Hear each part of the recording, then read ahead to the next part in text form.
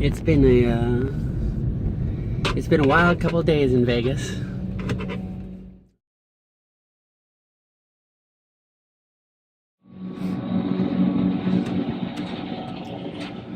Las Vegas is quite the challenge. I mean, it's a great town to be trans, because Las Vegas was, it was founded on, well, the Mormons, but the real root ball of the growth of this town, was the mystery. It was sex, drugs, rock and roll, mafia.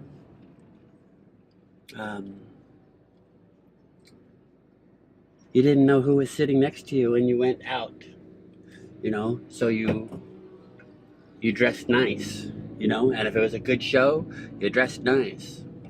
You went to a restaurant, you minded your P's and Q's, because you didn't know who was sitting next to you. And so there was always this mystery, and there was always this specialness of,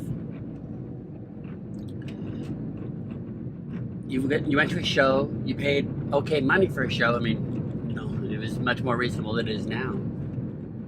But you had to dress up, you had to make it an occasion. And that put romance into it.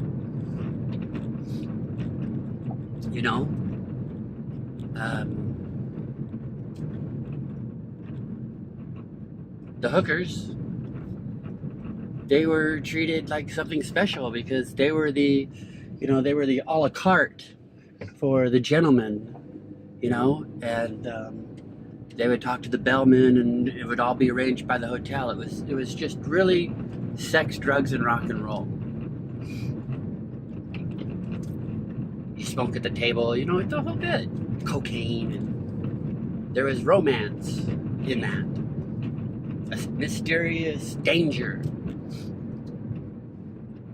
And now we have a Farris wheel.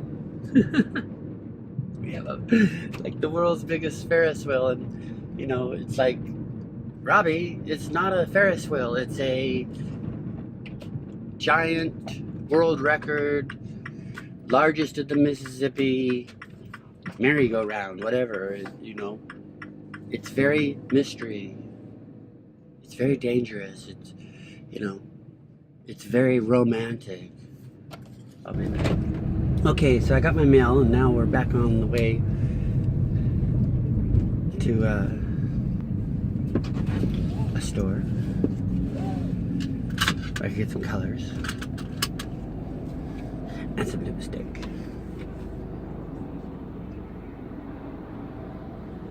So we have a Ferris wheel. Is that what it's called? A ride, goes around, takes 1 hour to go all the way around. And so to make it more enticing, what do? They try to bring a little bit of the old world back, and like every other car has a bar in it, and so now you could get a drink, as you do it. But now you go on the Las Vegas Strip, and the guys are in their Levi 501s, maybe a polo type shirt. And the girls are wearing flip-flops and cutoffs, or,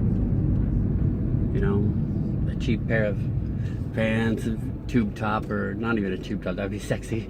A, tank top, print that it says, I love so-and-so or something. It's become very lackadaisical, and you could call it hip, I don't.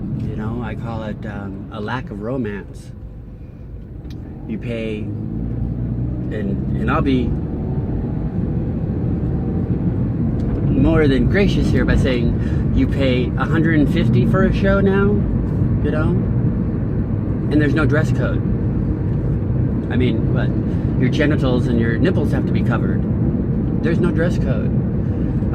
If you go in there and you're wearing a nice pair of slacks and a nice shirt with a sports coat, you're overdressed.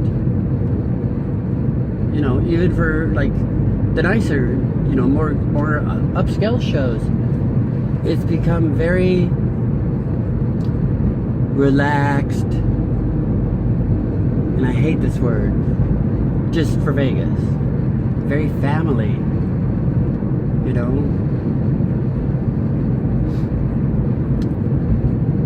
There's no mystery. There's very little mystery.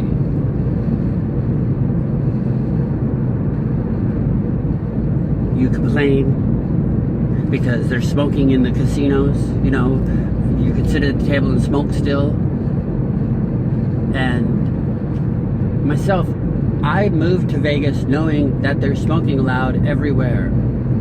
That's my choice. Okay? What was it? 10, 15 years ago, there was only 35,000 people that lived here or something like that. Now there's over 2 million. Honey, we moved here knowing that there's smoking allowed everywhere, which takes away our right to complain about smoking. It's one element of Vegas that I'm not a smoker, okay? And I don't like sitting next to a smoker, and I don't like the smell of smoke. But I like it in the casinos. I like that it's allowed. I like that it's part of Vegas. I like that they haven't taken it away, and I'm afraid they will. Because families come here with their children who choose to come here that know that they smoke. So it leaves very few mysteries left in the town. The old school type Vegas. Enter the transsexual. We do very well here because we have mystery. We have something you don't know what you're gonna get or who you're sitting next to. You don't know. You don't know. And so if you date one of us, you get ready. Most of the gentlemen that I'll see, they look nice. They get ready. It's like there's a hint of old Vegas in every transsexual in Vegas, working girls, because we have the mystery. So I love this town. It's a big old challenge, but they started to build the Farris wheel. They started to build 2 of them. They were already in competition with each other. I'm sitting there like, why don't we build the world's biggest glass strip pole? People still go to Amsterdam for 2 reasons. And it's not for the coffee, and it's not to see the bicycle riders. It's not because it's so relaxing or easy. People go to Amsterdam because they still go for the marijuana bars. That's becoming less, but they still go for the marijuana bars. And they go because of the dancers, the strippers, the girls that dance in the windows. You can walk down the little canal streets there and look in the windows, and they have girls, dancing 2-3 stories high right there at the window. Why don't we build the world's biggest strip pole right in the middle of the strip? You can make it 10 stories high, right? Make it look like it's on a little platform. But all 10 stories, all day and all night long, you have girls dancing right against the glass. Now, the first thing you say is, that would cause a few accidents. Yeah, they'd be pretty good accidents, Think about how the strip would be packed again. Now, you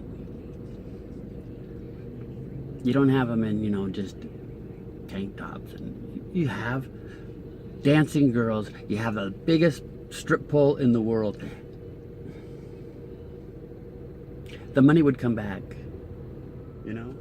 You bring that type of mystery that I'm talking about, the sex, drugs, rock and roll mystery, the mafia mystery back here, and you solved your answers, man. It will follow, because We want that in our life. We watch it on TV like crazy, and what happens? More and more of these mystery whodunit, all these shows just boggle our mind. Vegas had it, and if we built that pole, it would come back. So Las Vegas, build the largest strip pole in the world. I'll apply, or I could be your manager, or you know, your promotions person. Thanks for listening.